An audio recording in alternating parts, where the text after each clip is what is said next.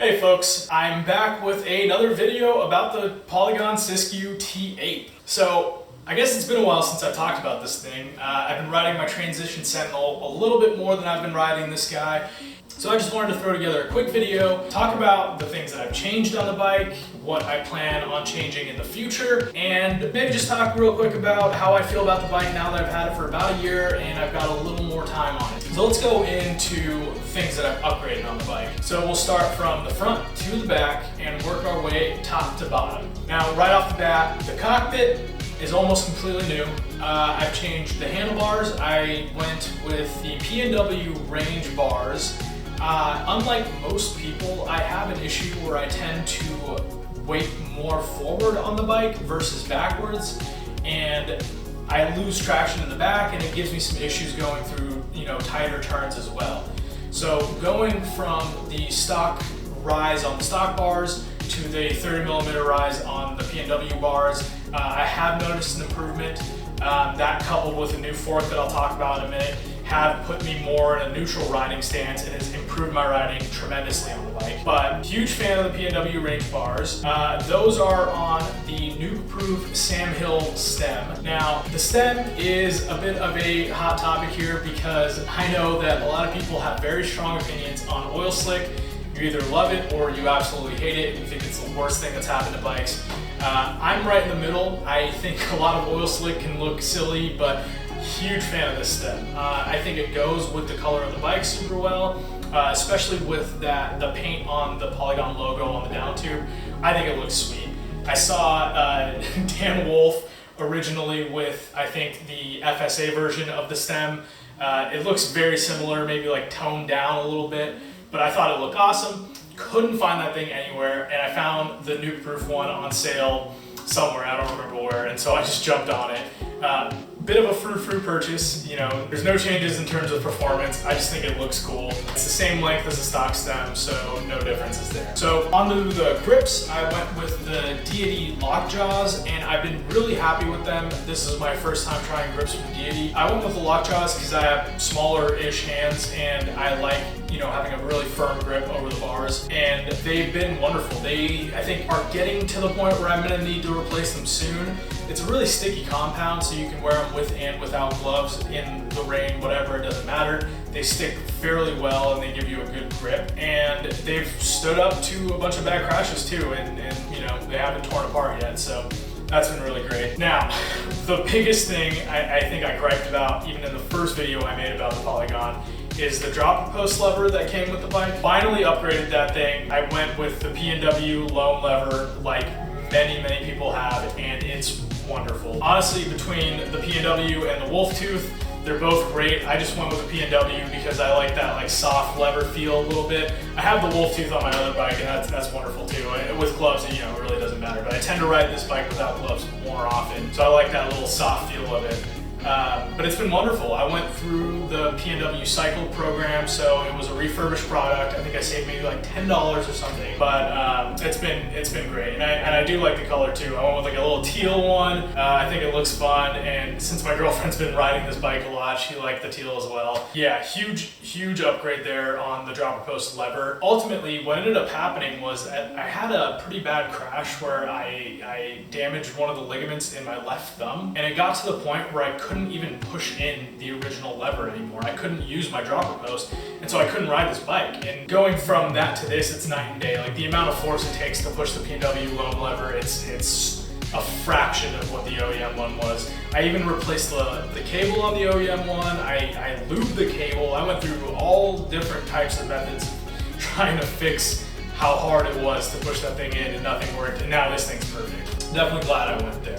Moving on down, I alluded to the fork earlier, so I switched from the original Fox 34 Rhythm to a 2021 Fox 36 Performance, and I also went from 140mm to 150mm. Now, I don't know if that 10 extra millimeters is really making that big of a difference, but to me, it actually feels much better. And I don't know if that's, you know, just the 36 versus the 34 or what. I had 2 tokens or volume reducers in the 34, kept the same in the 36, but it just feels so much better. The small bump sensitivity, the bottom out resistance, the mid-stroke support, all of it feels way better and has really made the bike feel alive and capable, which is what I was looking for. So before I bought the Transition Sentinel, I was looking to build the Siskiu T8 into more of an enduro all mountain rig. So I wanted to go with the burlier fork and,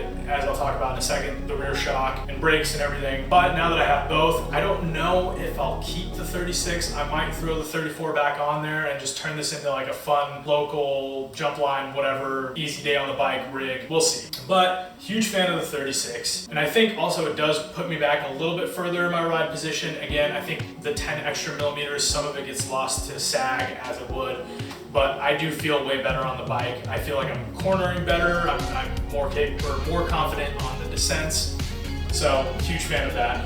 Ended up getting it, disclaimer, for a really good deal on Pink Bike. Pretty much brand new. I think it was a takeoff. It still has the warranty and everything, so that's been perfect. Now, moving on to the brake pads and rotors. This is something that I originally didn't really have a problem with. The OEM brake pads and rotors were fine at my local trails and at some of the other bike parks that I've been to, until I went to Shepherd Mountain, Missouri, and I rode down some like super steep technical trails.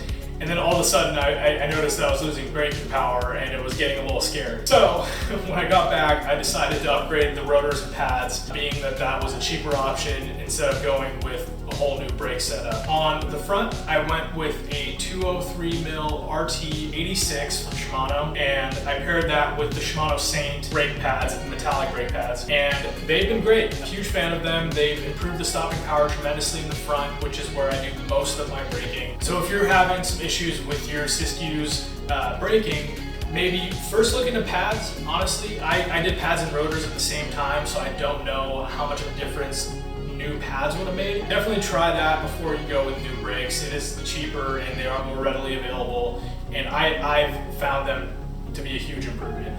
But small caveat here, and I'll talk about this later. I still have a really big problem with the brakes that's developed recently. I will need to buy new brakes soon, but I'll talk about that in a minute. So moving back to the shock on the bike, I ended up going from the original Fox DPS to the 2021 DPX2 Performance Elite. Now, the Elite part, I think here makes a pretty big difference, because the typical Fox DPX2 Performance doesn't come with a low-speed compression adjustment, which I personally think changes the feel of this bike on the climb tremendously. It's really night and day when it comes to having that low speed compression and not having it. If you've watched a lot of the reviews on YouTube about the Siskiu T8 or the T7, whatever, they both suffer from the same issue where the rear suspension is very active, and that's a great thing on the descents because that thing just gets out of the way and it gives you a really stable feeling bike. But on the climbs, it just pedal bobs the hell out of you, and it does kind of feel like you're losing a lot of energy to the suspension, especially if you run it a little softer, you know, further into the sag. That problem is going to exacerbate in that situation. But having said that, with the DPX2 Performance Elite, I put 2 clicks of slow speed compression on, and it has been wonderful. I honestly can climb this thing all day, up super steep hills, whatever, no problem. It's a night and day feeling. Honestly, not even one of those things where it's like, oh, it could be placebo. No. If you turn off those 2 clicks, whatever, and then you pedal the bike and then you turn them on, it immediately feels better. I would very much recommend that. Now, I don't know if I'd recommend the DPX2 per se. I think the DPS Performance Elite also comes with the slow speed compression settings, but I personally went with the DPX2 for 2 reasons. One, again, found it for very, very cheap, brand new from Fanatic.com. I found it cheaper brand new than it was going used on Pink Bike. And I posted that to the Polygon Facebook page, so some of you out there may have jumped on that. I think there was like 7 of them available, ridiculous price. So that was the main reason I got this thing. But secondly, I do think that the reservoir does help with longer descents. You know, didn't have too many problems with the DPS outside of the pedal bob issues, and it did tend to blow through its travel a little bit more in like longer rocky descents. So just looking at the O-ring, I think I've noticed a fair amount of improvement with the reservoir. But yeah, overall, very happy with the DPX2. If you're gonna get it, go for the Performance Elite if you can find it. If not, you know, I'm sure it'll still be fine, but just that low speed compression, really nice. Anyway, moving on to the back of the bike. Not much has changed here. Still a huge fan of the SLX drivetrain. Like with the front, I changed the rotors and pads on the brakes, and I went with the same RT86, but this time with the 180 mil that came standard on the bike. I didn't feel like I needed 200 mil rotors front and back, and I'm happy with my decision to stay at 180. It's been fine. So yeah, that's pretty much it as far as upgrades go. Now let's talk about the things that I plan on upgrading in the near future. So the biggest one, I kind of brought it up earlier, it's the brakes, the Tektro brakes. They were fine for a long time, I'm not gonna lie. They were great. They, you know, for I think whatever, they're like $80 a piece. Fantastic brakes for $80 a piece. But recently, unfortunately, I've developed sticky pistons in both of the calipers, front and back, and it's 2 in the front, 2 in the back. They stick no matter what I do.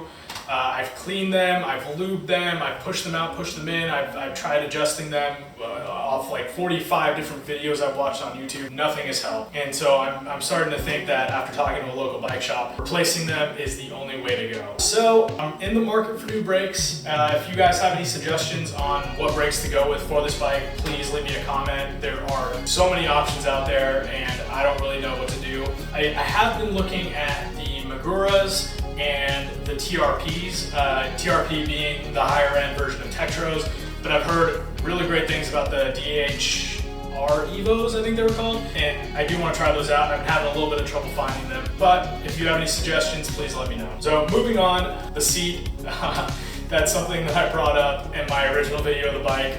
I still want to replace the thing. I don't know why I haven't. The WTB Volt is such a good seat and it's so cheap. It's just one of those things where I'm like, I'll get it next month, I'll get it next month, and then I never gotten it. So next month, for sure, getting a new seat.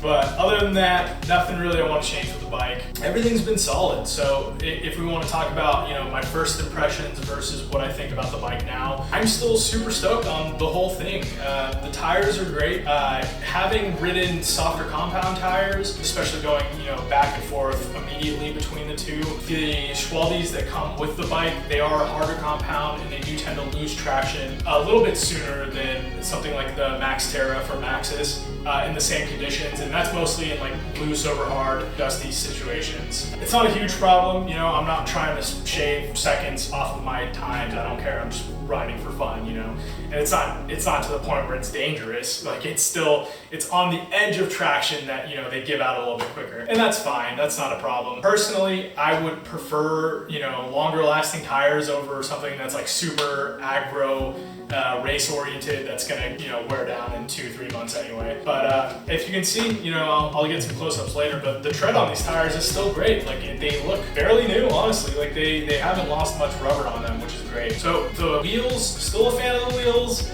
A little bit less of a fan now, having tried other wheels that are lighter and stronger.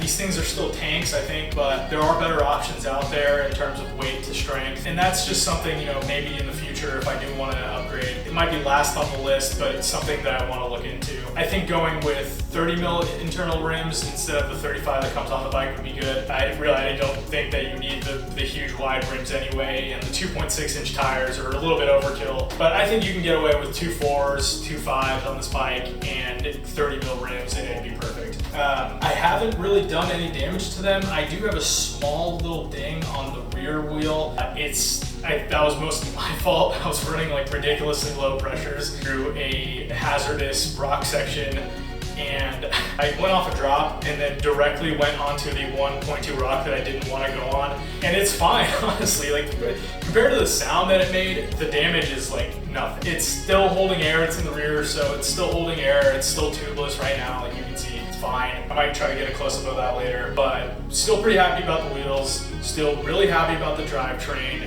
The dropper post has been all right. It's a sealed cartridge system, which you can't fill up, you can't service. The only way really to service a sealed cartridge dropper is to buy a new cartridge, which whatever, like they are cheaper and you can find the cartridges. I don't think that's a problem, and I personally haven't run into any issues with it. You can see still got some speed on her. It's maybe not as fast as it was, but it's still good. Having said that, one thing that I really recommend to everyone out there, go get yourself some Slick Honey and come and unscrew the crown on the dropper post here and clean that out, clean out the filter and put some Slick Honey around it, and really, this is gonna look weird, but work the crown up and down the shaft of the dropper post and distribute that oil, that grease, whatever around, and it will make the thing way better. Just cleaning it out will make it way better if you have a slow dropper post right now. It's really easy to unscrew. You just unscrew the crown here and then boom, that's it. Yep, so that's pretty much it. I mean, not much to talk about in terms of, things that I don't like about the bike now. Just the brakes, really, and I think, that might be just a personal issue. I don't know, I haven't seen too much about other people on the forums having this problem, so might just be a me thing, but I do want to upgrade those brakes. So if you've stuck around so far, thank you so much for watching the video. Shoot me a like, shoot me a subscribe, whatever. I enjoy making videos for you guys, and I think I'm getting a little more active into it. If you've watched my last one at Horns Hill, trying to get a little funky with the editing. If you have any questions on the bike, just shoot me a comment and I'll get back to you about it. I've had experience on this thing in so much different terrain now that, if you're concerned about riding it in certain types of places, if you're concerned about some of the parts, whatever, let me know and I can help you out with that. Yep, I think that's it. All right, perfect. Thank you.